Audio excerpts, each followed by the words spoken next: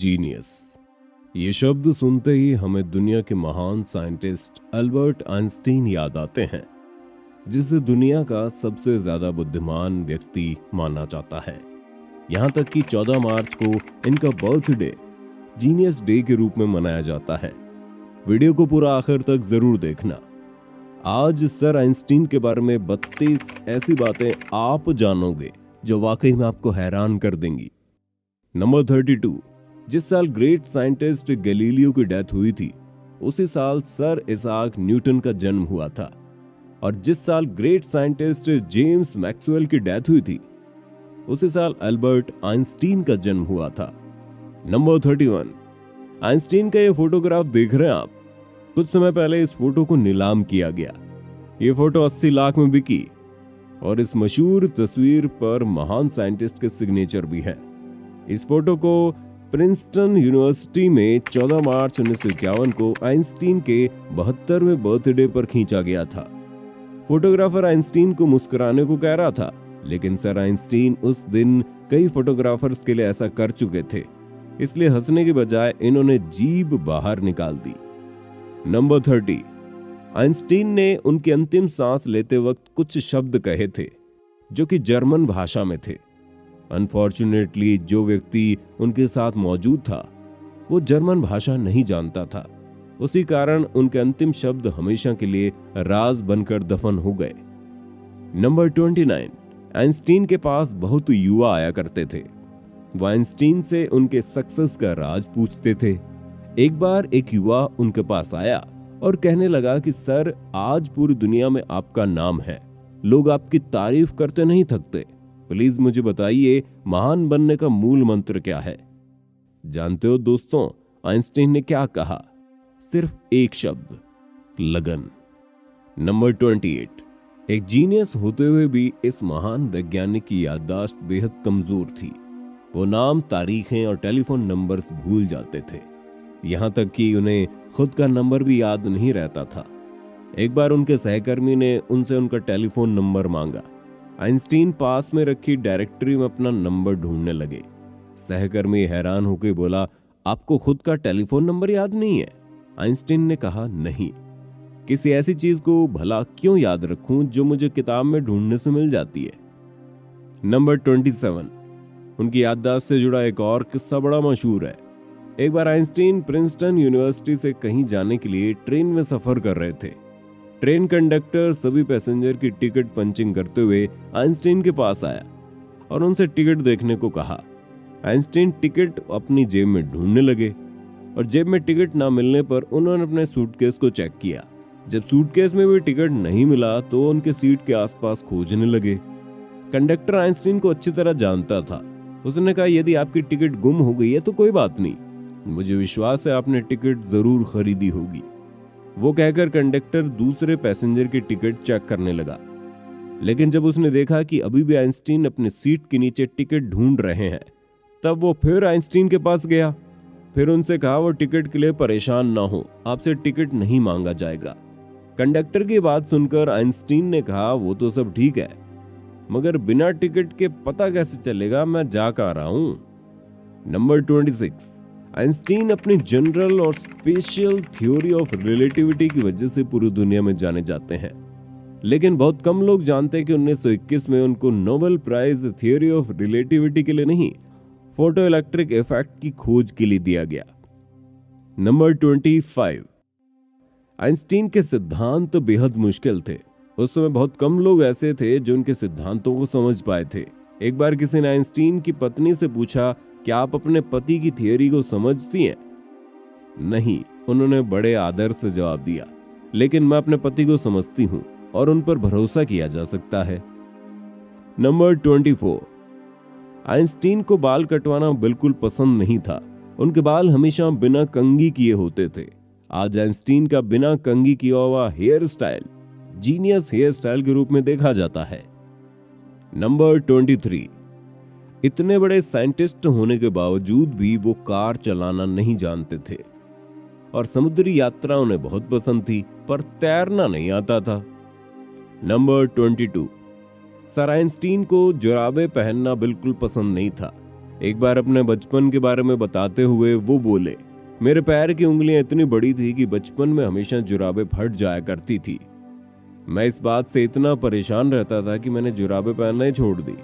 Sir Einstein को किसी के भी सामने बहुत अच्छी तरह ड्रेसअप होना पसंद नहीं था, और फिर चाहे वो परिचित हो या अपरिचित, उन्हें कोई फर्क नहीं पड़ता था। नंबर 21। बचपन में आइंस्टीन को मंद बुद्धि लड़का माना जाता था। टीचर ने यहां तक कह दिया था कि ये लड़का जिंदगी में कुछ नहीं कर पाएगा। वही लड़का बाद में दुनिया का सबसे महान साइंटिस्ट बना। नंबर 20। जैसे कि मैंने बताया, आइंस्टीन को मंद बुद्धि कहा जाता था। एक बार आइंस्टीन के मैथ के प्रोफेसर ने उनको लेजी डॉग कह दिया। वो पढ़ाई में तो अच्छे थे नहीं, लेकिन मैथ बचपन से उनका फेवरेट सब्जेक्ट था। नंबर 19। जब वो पैदा हुए तो उनके सर बाकी बच्चों के कंपेयर में काफी ज्यादा बड़ा था। डॉक्टर्स ने उन्हें मानसिक तौर पर विकलांग कह दिया था। 7 साल का होने से पहले पढ़ना शुरू नहीं किया था उन्होंने। वे हमेशा रटते हुए स्कूल जाते थे। नंबर 18। 4 साल की उम्र तक वो कुछ भी नहीं बोल पाते थे। एक बार अपने पेरेंट्स के साथ खाना खाते हुए अचानक वो पहली बार बोले, सूप कितना गर्म है। ये सुन के उनके पेरेंट्स की हैरानी का ठिकाना ना रहा। नंबर 17।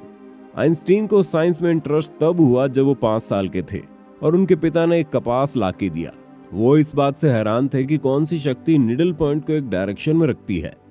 बस यहीं से उनके अंदर साइंस को लेकर इंटरेस्ट पैदा हो गया। नंबर 16।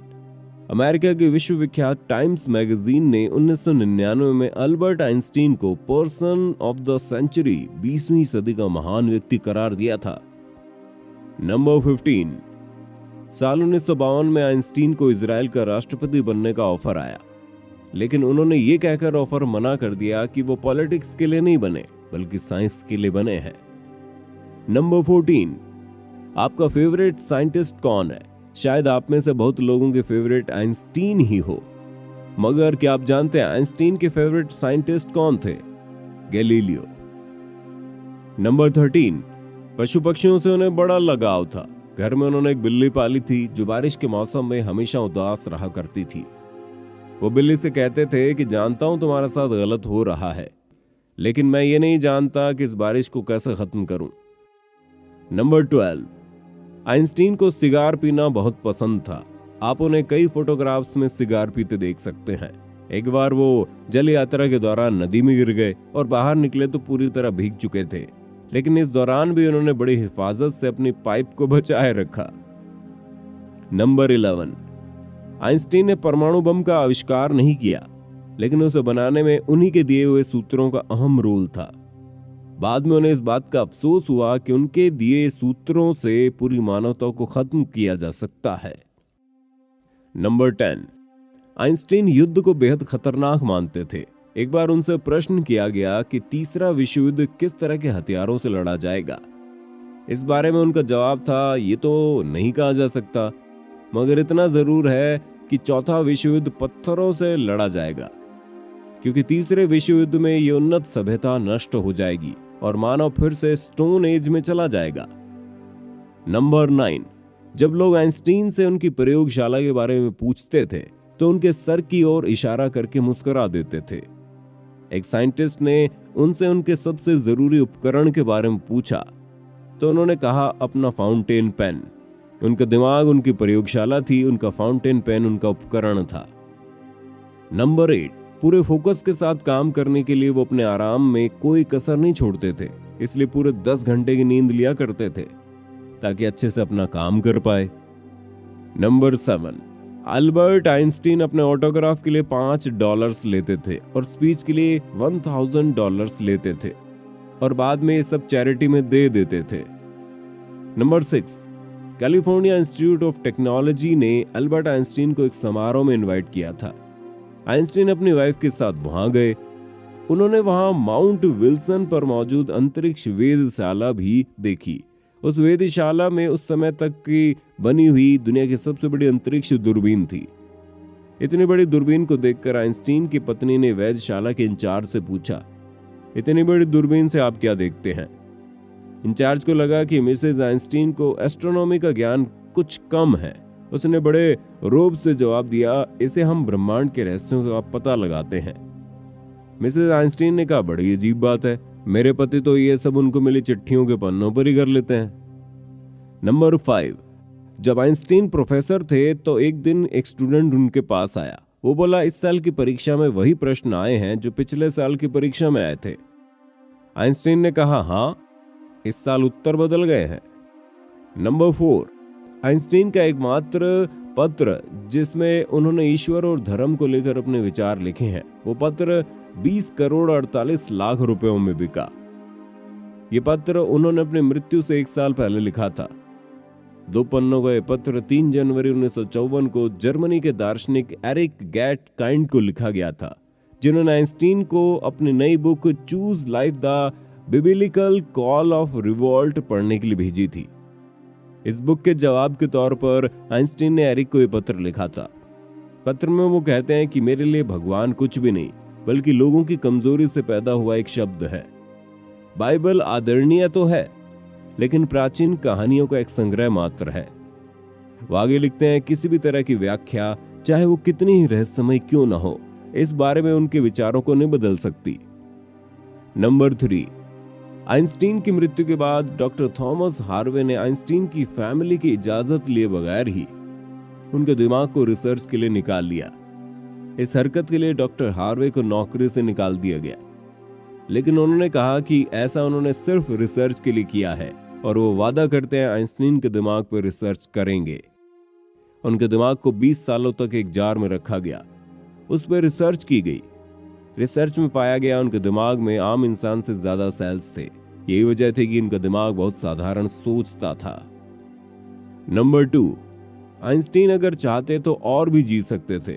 अपने आखिरी समय में वो बीमार हुए और डॉक्टर ने उनका ऑपरेशन करना चाहा, तो आइंस्टीन ने इसके लिए मना कर दिया। उन्होंने कहा, अब जिंदगी को मशीनों के सहारे चलाना बेकार है, मैं अपनी जिंदगी जी चुका, आर्टिफिशियल तरीके से जीने में कोई मजा नहीं।